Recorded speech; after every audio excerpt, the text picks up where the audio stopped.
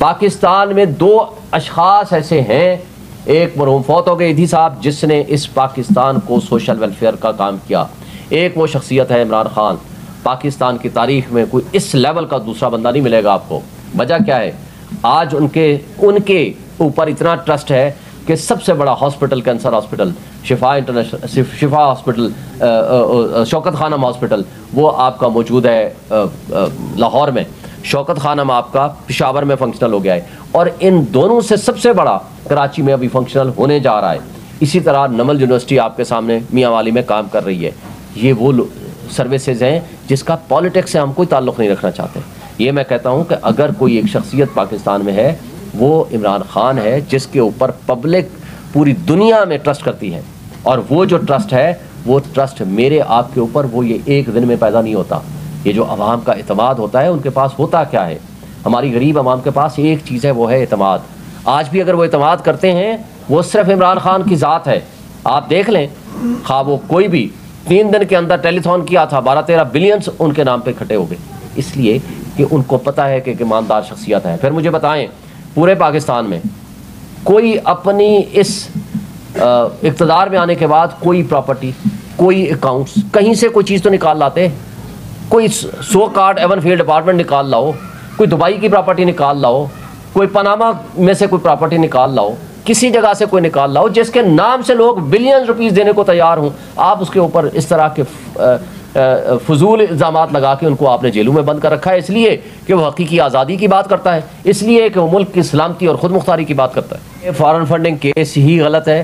Foreign funding के आपको याद है हनीफ अब्बासी केस में ये फैसला हुआ था कि तमाम पॉलिटिकल पार्टीज़ के फंड्स जो हैं वो चेक किए जाएंगे। ये वाहिद पॉलिटिकल पार्टी है जो पब्लिक के फंड से चलती है। अब पब्लिक के फंड्स में बहस है, मसलन पाकिस्तानी है, 4 उनके पास फंड्स हैं, अकाउंट्स हैं, किसी ने अगर वही बंदे ने अपने नाम से पैसे दे दिए तो ठीक है, अगर उसने अपनी ही कंपनी, पाकिस्तानी है, अपनी कंपनी के नाम से दिया है तो कानून के मुताबिक वो दुरुस्त नहीं है।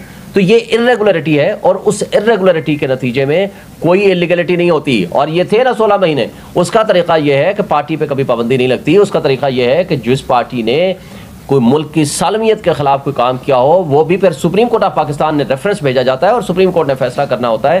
तो इस लिहाज से कोई इस तरह का ना खतरा है ना कोई ऐसी बात है। हाँ, ये अलग बात है कि इलेक्शन कमीशन ने हमारे खिलाफ तो फैसला दे दिया आज से 2-2.5 साल पहले, लेकिन बाकी पार्टियों का चेक तो करें। वो तो ऐसे माफिया से पैसे पकड़ते हैं और उसके बाद फिर उनके मफादात का तहफ़्फ़ुज़ हुआ है।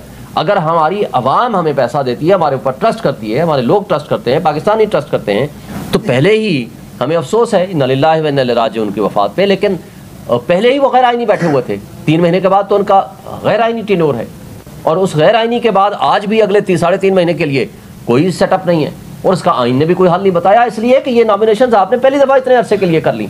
देखें, माजी में भी या माशाल्लाह होता था, वो 1 मैन रूल होता था, आइन आपका मुअत्तल होता था, या 90 डेज में इलेक्शन होता था। एक दफ़ा मौका ज़रूर हुआ था बेनज़ीर भुट्टो की शहादत के बाद, जो 1 महीने के लिए एक्सटेंड हो गया था, लेकिन 1 महीना था।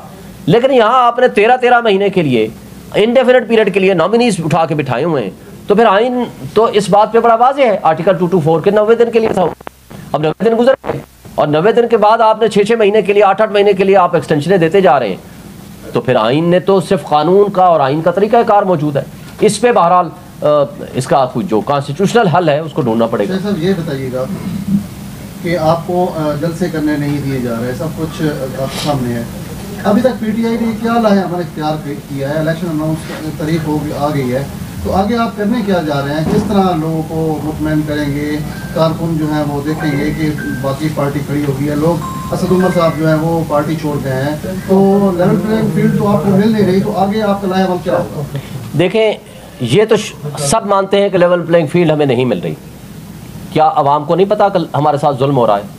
आवाम को पता है कि इनको क्रश करने की कोशिश हो रही है। वो मुझे आपको नहीं, ये आवाम का बुनियादी हक है, ये आवाम का हक है, ये पब्लिक का हक है कि वो अपना हक इस्तेमाल करें वोट देने का।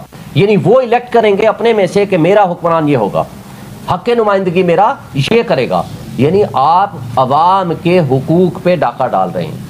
तो जो हुकूक पे डाका डालने वाली शख्सियात हैं या जो इदारे हैं, उनकी तरफ नफरत आएगी, और उसका अंजाम यह है कि लोगों ने तहिया कर रखा है कि उन्होंने बल्ले के निशान पे मोहर लगानी है, और उसके लिए हमारा जो तरीक़ाकार है वो हम आइन और कानून पे यकीन रखने वाले लोग हैं, या हम इलेक्शन कमीशन की तरफ जाएंगे या हम देखें। इलेक्शन कमीशन सबसे बड़ा आइनी इदारा है, उन्होंने बुलाया था पिछली तारीख पे उनको प्रोड्यूस करने के लिए, तो प्रोड्यूस करने की बजाय आपको याद है सेक्रेटरी इंटीरियर ने एक हुक्मनामा जारी कर दिया कि नहीं जनाब इलेक्शन कमीशन वहाँ जेल में चला जाए। उसके ऊपर उन्होंने सेक्रेटरी इंटीरियर को तलब कर लिया है। मैंने उनको कहा था कि ये है तौहीन अदालत, तौहीन अदालत के लिए सिर्फ तौहीन इलेक्शन कमीशन ये है, तौहीन इलेक्शन कमीशन के लिए सिर्फ इमरान खान ज़रूरी नहीं है, उसके लिए हर वो इदारा, हर वो शख्स जो आपकी तौहीन करेगा आप उसको नोटिस करें, उनको पर्सनली तलब करें। इसलिए कल उन्होंने उसको पर्सनली तलब कर रखा है, वो इसलिए कि इलेक्शन कमीशन की भी वो बात नहीं मानते। जो मुख्तदर ताकतवर लोग हैं वो उनकी बात नहीं मानते। अगर नहीं मानते तो चीफ जस्टिस साहब ने पिछले दिनों बड़ी अच्छी बात की, उन्होंने कहा कि जो शख्स अपनी कुर्सी के साथ और उस ओहदे के साथ वो वाकई अपनी जिम्मेदारियां अदा नहीं कर सकता तो वो उनको वो कुर्सी और वो ओहदा छोड़ देना चाहिए।